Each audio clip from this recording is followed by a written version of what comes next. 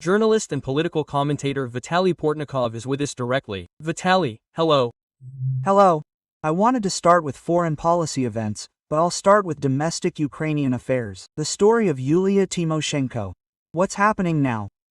Let me explain why this interests us. Yulia Timoshenko is a very well-known figure, even on the outside, but she's probably perceived differently inside and outside Ukraine. Therefore, I'm interested in your opinion on what's happening to her and what role she currently plays in Ukrainian politics. Well, Yulia Timoshenko is an experienced political figure, but as we can see from the reports coming primarily from anti-corruption agencies, this is essentially about how the Ukrainian political system functions. This isn't even about Yulia Timoshenko herself. It's about citizens electing people to the Ukrainian parliament who have no political views and are looking for patrons. This malaise, I would say, this lack of political views, became particularly acute after the 2019 presidential and parliamentary elections.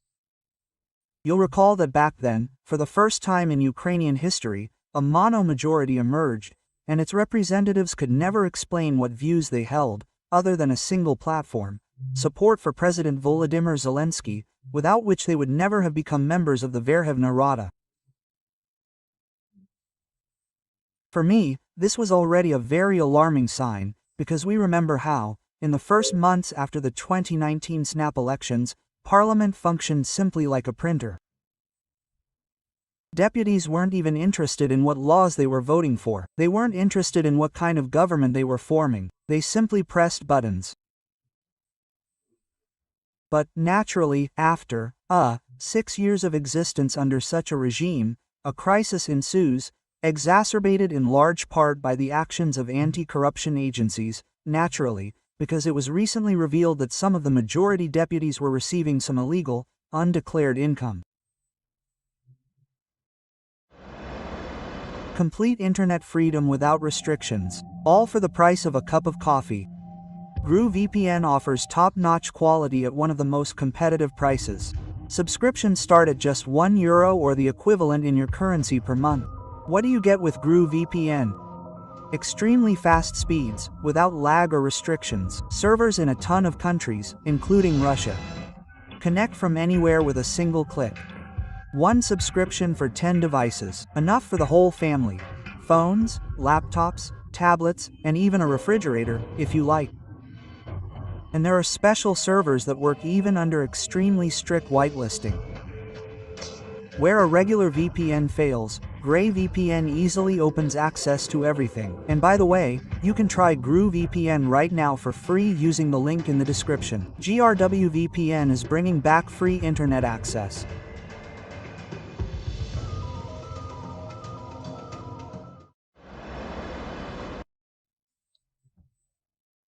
The National Anti-Corruption Bureau claims that this money was paid for voting on specific bills.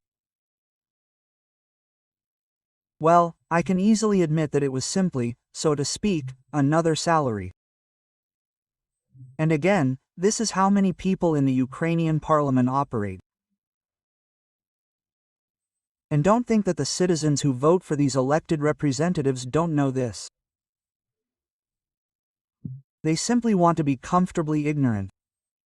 The very existence of anti-corruption structures prevents citizens from escaping responsibility for their own votes and the behavior of their elected representatives. And now we see what's happening around Yulia Timoshenko. This isn't a suspicion of some kind of corruption, or, I would say, official related. This is a suspicion of an attempt to use financial compensation to change the position of a member of parliament, perhaps a member of the ruling majority, which is now crumbling before our eyes on certain specific issues. So, of course, we can call this corruption, but it's political corruption, as you understand. It's not like there's some tender to win, although we don't know what bills the members of parliament should have voted for.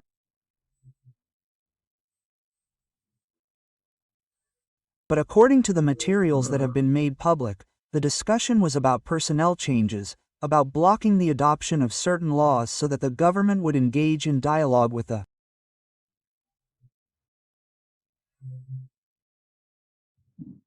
opposition faction.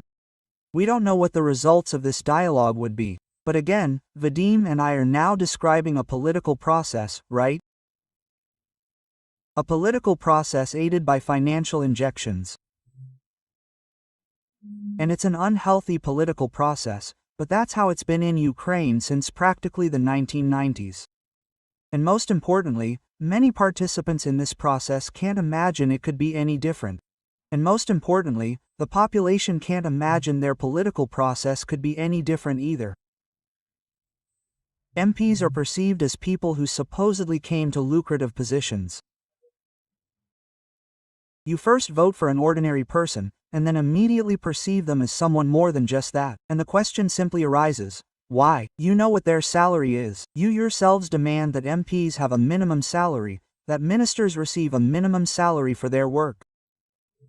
And yet you consider them very rich, very successful, very well-off people. So you understand that if you perceive this or that MP is rich, well-off, or successful, it means they are receiving some kind of illegal income for their activities. Or they are some kind of businessman who came to the Verkhovna Rada not to protect your interests, but to protect your business. And did you help him with this? Because he promised to build another school in your district or repair your road. In other words, you yourself are a participant in political corruption. And as I already said, we can't talk about political corruption somewhere up there. The so-called ordinary Ukrainian is an accomplice in this political corruption. He is the alpha and omega of political corruption, because he has been voting for such people practically since the first years of Ukraine's independence. And in 2019, the irresponsibility of this ordinary, so-called Ukrainian reached its peak against the backdrop of the enormous risks he himself faced in terms of a potential major war against Ukraine. And now we are reaping the fruits of this irresponsibility, this infantilism, tragic for the Ukrainian state. And so, I say again, I wouldn't like to dwell on individuals. This is a process, it's an oncology, and this oncology must be cured and removed. We can say that this is a healing process in the sense that the disease is diagnosed, meaning it doesn't go unnoticed.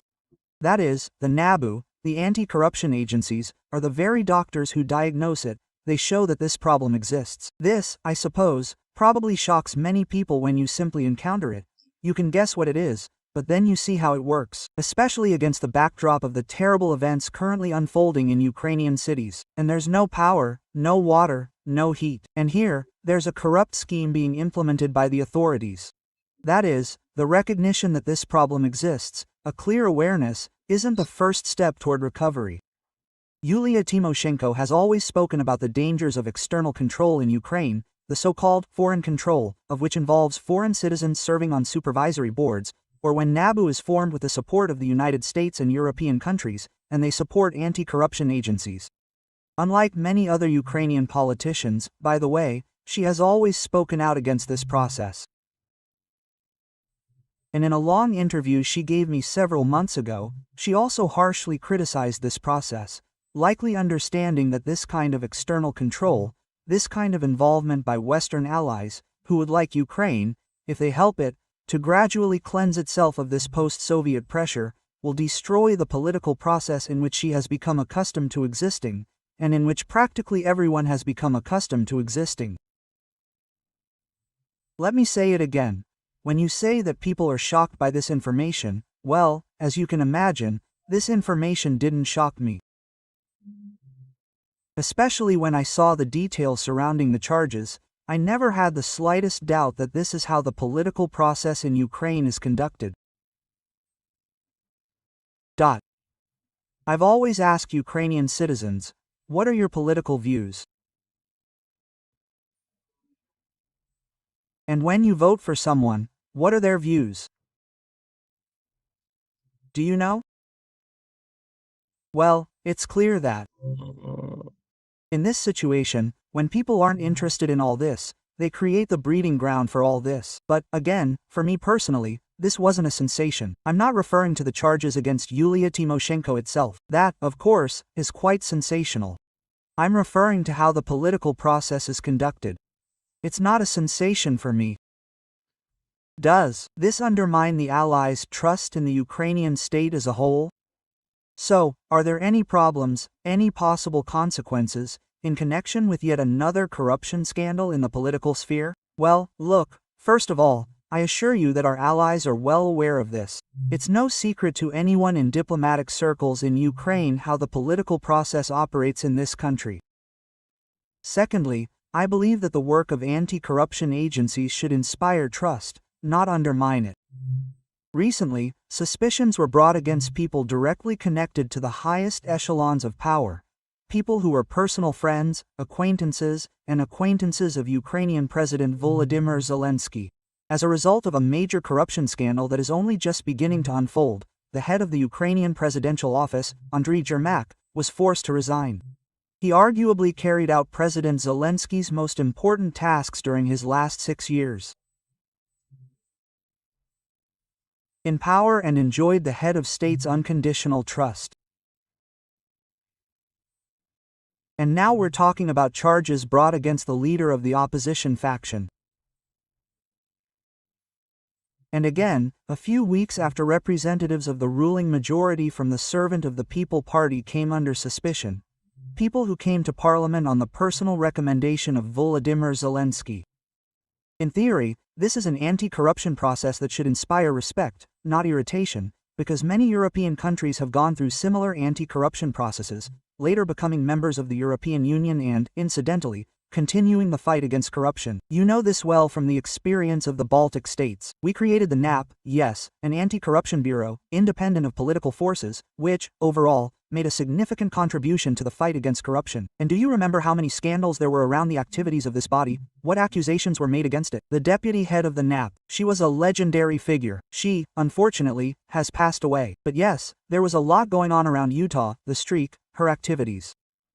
Well, we saw roughly the same processes in Romania, we saw the same processes in Lithuania. In many countries, sooner or later, a total fight against corruption comes. But this process will never be successful if the citizen themselves don't think about their responsibility for political processes. And if we talk about some kind of psychological reprogramming, because, well, there's the story of Viktor Yanukovych, the story of his residence, which became a symbol of corruption, when those trucks carrying, I don't know, gold, not gold, were taken out in luxury when he fled. And yet, the new government built relationships with citizens on the example of how this shouldn't be. The Museum of Corruption, the residence, I think, is still visited. If you want, you can see how it was, how it worked. So, how do you think we can get rid of corruption psychologically? I think it's impossible to get rid of corruption psychologically. To get rid of corruption, both anti-corruption and public institutions in general must be functioning, and an effective system of public administration must be created. That is, corruption won't disappear. It will also have to be fought. I understand perfectly well that for the next few decades, Ukraine will remain one of the most corrupt countries in Europe. The level of corruption can decline, but this requires an effective civil service. For this, people should join the civil service, parliament, and government. Not to enrich themselves personally, but to somehow actually implement their plans for the country's development, to think about the country's future. And if people have no views and no plans, then why do they join the civil service? And if citizens, I repeat, have been demanding for decades that government officials, members of parliament, and ministers have small salaries, and you never say, no, they should receive huge amounts of money, and yet, everyone understands that these people receive huge amounts of money, but only in a different way. So how can we combat this? Some changes in society, in my opinion, must occur. An understanding of the value of public service, an understanding that if someone distributes billions and receives hundreds, they will most likely find a way to get their hands on those billions. This is also no secret if, again, public service for him is, well, let's say, temporary. So, many questions can be asked here, but it seems to me the main question is how to change the political process itself. I repeat, Yulia Timoshenko, judging by the ultimate charges against her, did not enrich herself in any way. She simply offered Verkhovna Rada deputies salaries for participating in her own political plans. Well, at least that's what the NABU claims, and that's what they provide. Before that, these deputies apparently received salaries for participating in other political plans, but for one reason or another they lost that money and sought a new patron. And one of them probably turned out to be someone who wasn't looking for a new patron, but was willing to cooperate with anti-corruption agencies. And this was in the interests of those with whom he continued to collaborate. And here the question arises.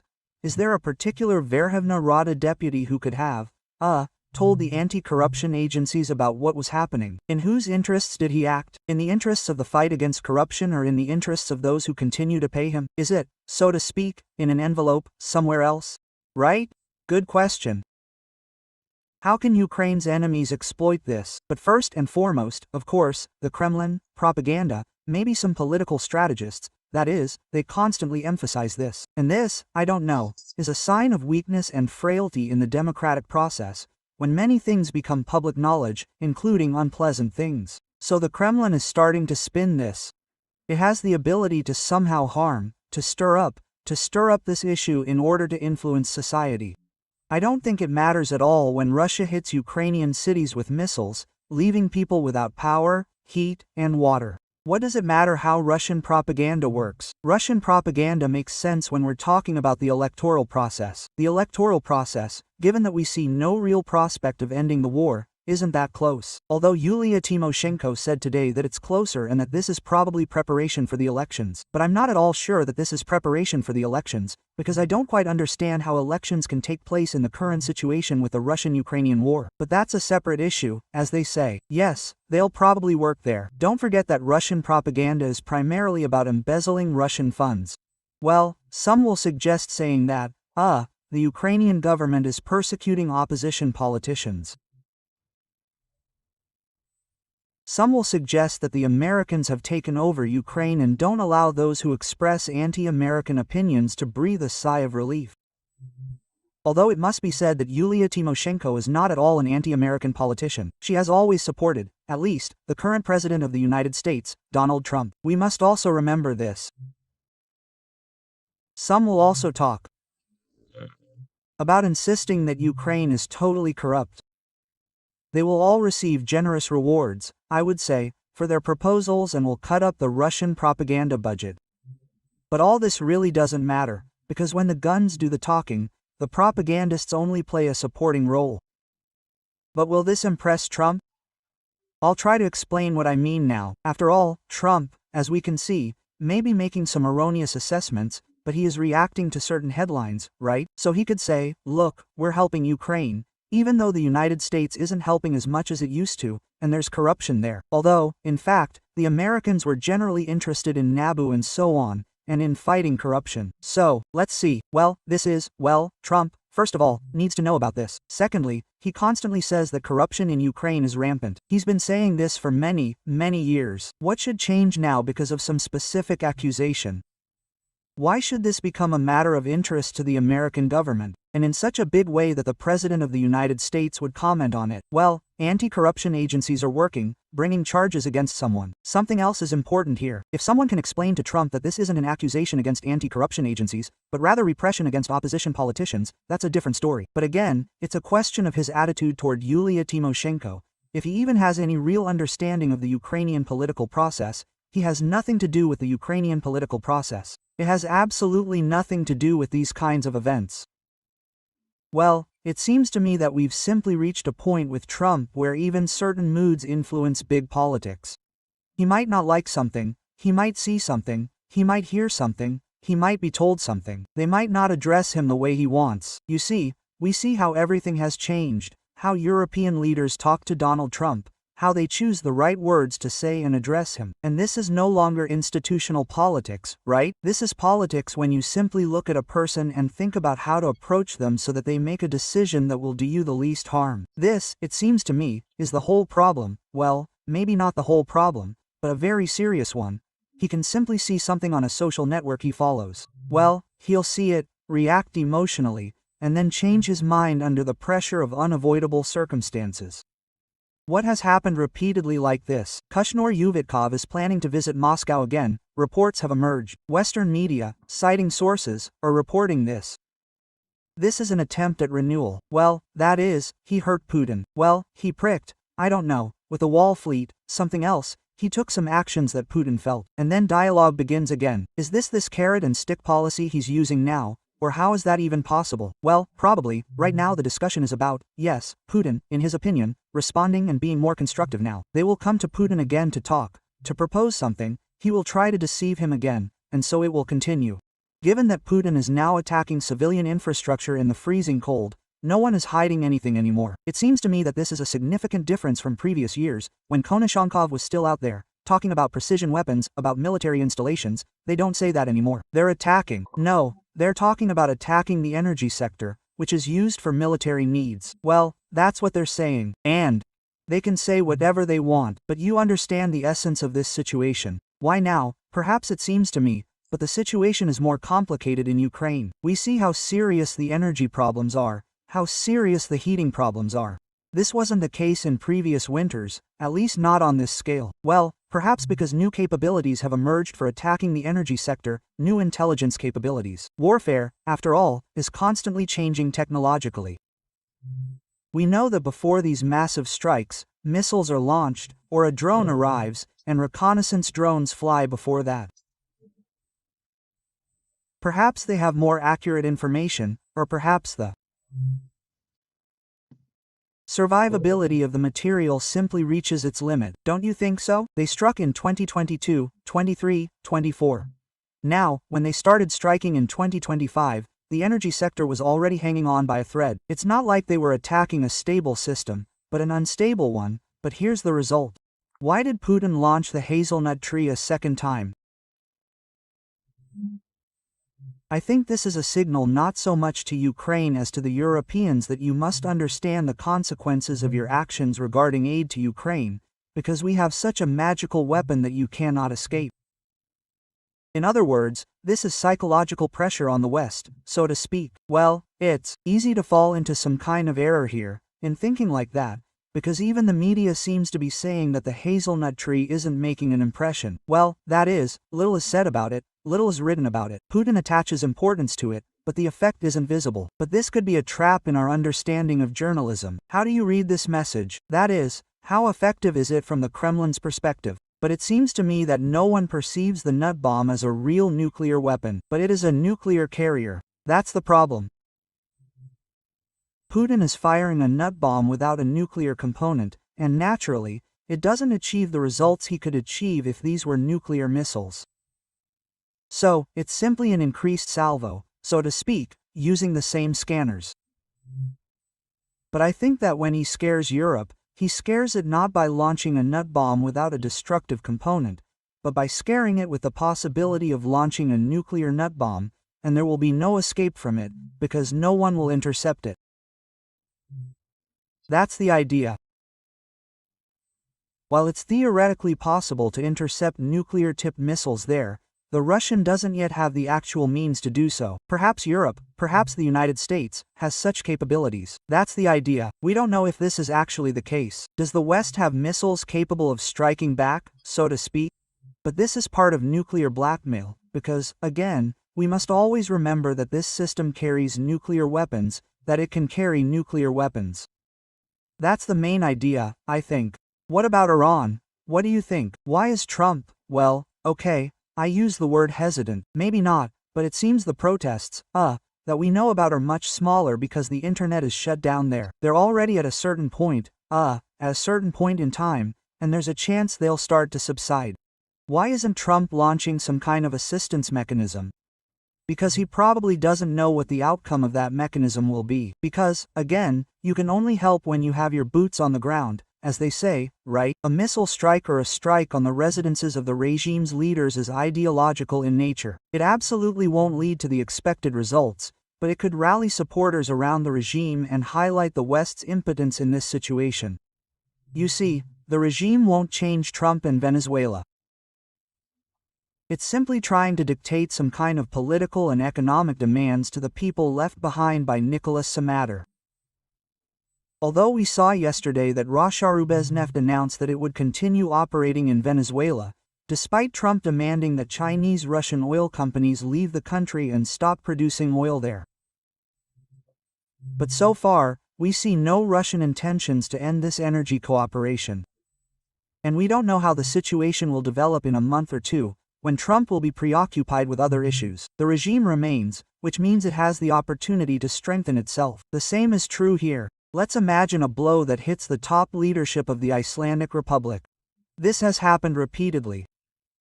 Trump himself ordered the assassination of General Qasem Soleimani. Incidentally, on the very same day, I mean the calendar day when Nicolas Maduro was captured, members of Iran's top military leadership were killed during the 12-day war. If we recall the history of the Islamic Republic, there have been instances where, on the same day, the president, the prime minister, and other top leaders of the country were killed. The regime held on, you see? And in this sense, the United States may be wondering what they can really do to change the regime. Only the Iranian people themselves can change the regime. No real Western support can seriously contribute to this. This, too, is all an illusion. If there are more people than the Islamic Revolutionary Guard Corps can handle, the regime will fall. If there are fewer people than the security apparatus can handle, the regime will remain, and no Donald Trump will be able to help. So, when Donald Trump says that help is already on the way, I don't really understand what he's talking about. Frankly, this could also reflect a misunderstanding of the real political processes in the modern world. But at the same time, Donald Trump called for, seize the institutions, well, consider the organs of power. And from an outside perspective, he was quite right in making this statement, and he's absolutely right. If the Iranians manage to seize the organs of power, the institution, establish their own rule, and overthrow the regime of the Islamic Republic, the regime will fall. If they fail to seize the institutions and security forces, and the authorities submit to this Lehamiah or President Pezeshkian, then the regime will survive. But you know, it's one thing when you're shouting at the White House that they should seize your institutions. It's quite another thing when you're in Tehran trying to seize these institutions under machine gun fire. Well, Trump could back off. Well, rhetorically, he said that if a red line is crossed, if there are casualties, the US will intervene. Judging by everything, there are already a huge number of casualties there. Of course, Trump has already suffered thousands of casualties, but then again, how can the United States intervene to really help the opposing forces? And I don't quite understand how a regime could fall from a rocket attack. Or even if, let's imagine, Ayatollah Khamenei is killed, well, they'll elect a new supreme leader. This is the second supreme leader. Well, a more radical elite of the Islamic Revolutionary Guard Corps will come to power. But I don't really understand the essence of what's happening. It's far removed from the real political process. So why did Trump paint himself into a corner? Well, at least rhetorically. That is, he put himself in a situation where the US must act, must somehow support. He needs a picture of the US supporting him. That is, he can't just, although Trump can probably do anything, it wouldn't look good if he said, okay, you didn't succeed, fine. Let's move on. Melania made me a delicious pancake, just the way he likes it. He says, my favorite word, send, here's Melania Trugara. So, he can't just switch gears. Well, that is, it will hurt him, including from his supporters, who, well. Again, you have to consider what Trump thinks, as you then seem to me, that his supporters will be absolutely indifferent, because the majority of his supporters would prefer him not to interfere. Well, that's great, because his intervention in Venezuela or Vera undermines his base, because people see that he is ready to act, so to speak, like President Bush. But if he's not ready to act as president, Bush simply launched a missile strike there, which produced no tangible results. Well, we can't send soldiers there, right? How can the situation in Iran be resolved? Do you have an idea how long it will take? Well, let's put it this way. No, I don't have an idea, because mass protests are not a predictable process. It could end in weeks, it could drag on for a month, it depends on the strength of the parties. Putin isn't commenting on either the situation in Venezuela or the situation in Iran. Or, at least, they're not doing so very actively right now. Why do you think he's silent on these matters? Well, his officials say he's making very tough anti-American statements, but Putin himself is true to his tactics.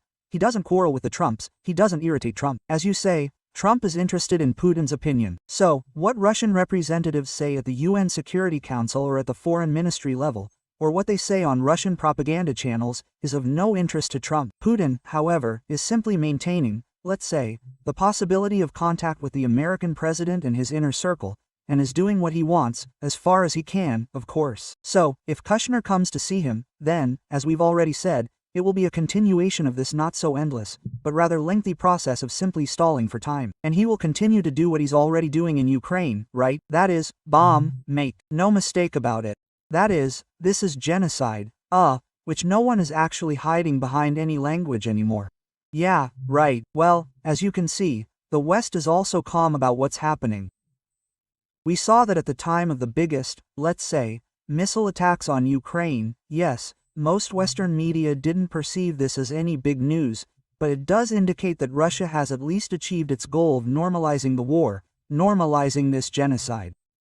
This is especially true in a situation where the President of the United States continues to stubbornly talk about his good relations with the President of the Russian Federation, essentially legitimizing this criminal approach.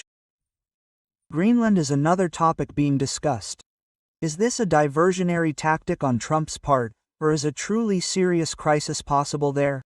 It's not a diversionary tactic. Trump has been talking about Greenland since his first appearance in the White House, and a serious crisis is possible there. Let's hope that Trump will be deterred from any, I would say, radical actions, that he will try to follow a political path, and not a military invasion. But we understand perfectly well that a military invasion of Greenland would be a real disaster for the West. We need to be prepared for this disaster, because if Trump takes a political path, it will stimulate the process of Greenlandic independence. But from the perspective of Greenlandic law, yes, this independence could be declared at any moment if a successful referendum takes place. But then again, would a successful referendum take place under these conditions? And most importantly, let's imagine Greenland becoming an independent state. Are you confident that it will want to join the United States in one form or another? Well, this immediately raises the question. Won't there be coercion? Again, Crimea, right? Well, it's impossible to hold a referendum like the one in Crimea in American conditions. You can show up with machine guns to your head. But you'll have to allow the press in, you know, the American press. You can't falsify the results. Trump may have the same intentions as Putin in this regard, but fewer options. Therefore, even if we imagine a political process, and even if we imagine that this process ends with Greenland becoming, so to speak, a freely associated state with the United States, or even an American state, although I simply don't believe such a development is possible, it will happen after Donald Trump's political career is over. It's a long process. And this raises the next question. If Donald Trump wants results today, there's no other option but to occupy Greenland with American troops, which, by the way, are there, you see? There's a military base there. But then again, I don't know how appropriate the analogy with Crimea is, but there were Russian military bases there too, a Black Sea Fleet base there, so-called. Well, naturally, I've always said that the Russian Black Sea Fleet is an occupation contingent for Crimea. It always existed there as an occupation contingent. Russia wanted to keep it as its own fleet, as an occupation contingent, to prolong its existence, and that Crimea could always be seized as an occupation contingent. This became obvious after the signing of the Kharkiv agreements by Presidents Viktor Yanukovych and Dmitry Medvedev. Well, there you have the answer to your question. So, this kind of possibility does exist. It's just that the American military base in Greenland is not an occupation contingent, but a defense contingent. If it were to suddenly turn into an occupation contingent, it would be a complete crisis for the West. We can say that Trump is accelerating his actions, given that he doesn't have much time left. He's already been president for 3 years, and soon it will be a year since his inauguration. And, accordingly, given that he understands that this time frame is limited, he is starting to accelerate certain processes. Well, I think the issue now isn't even that he has little time left before the end of his presidential term, but that he has little time left before the elections. He may be afraid of negative results in the by-elections. He needs to show some kind of result that will mobilize his base or attract some new voters for the Republicans. But I don't quite understand this approach because, again, I don't quite understand how. The Republicans will mobilize new voters through external interference.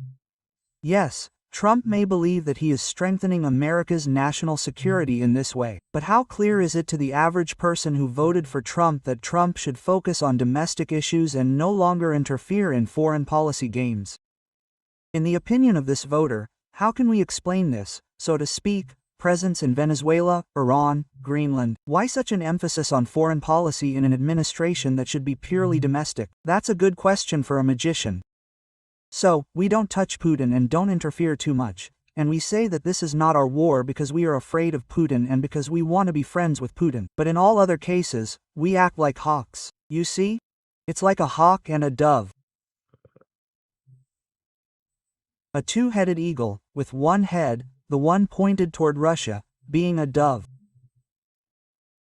Well, here you can create a certain illusion. Yes, that's the appeal of empire. Yes, a simple solution. I mean, we can, yes. The Maduro story is probably attractive even to those supporters of the magician. Very quickly, very effectively, nothing has changed in the country, the same regime remains, but it doesn't matter. Yes, Maduro is in prison. The image is important. The image is important. A photo in a tracksuit is impressive, right? I mean, by the way, sales of those tracksuits have increased exponentially there. But that and what happens next, it doesn't matter anymore. The same with Iran, also. Well, this is the politics of the TikTok era. When on one side people are fighting, people are shedding blood, like the Iranian protesters or the opposition supporters in Venezuela. On the other hand, there are people who are obsessed exclusively with images, with external effects, with the opportunity to dance in front of a large audience. People who have lost their bearings. Well, let's continue to follow how everything develops and unfolds. Thank you very much, and until next time, all the best. Good luck.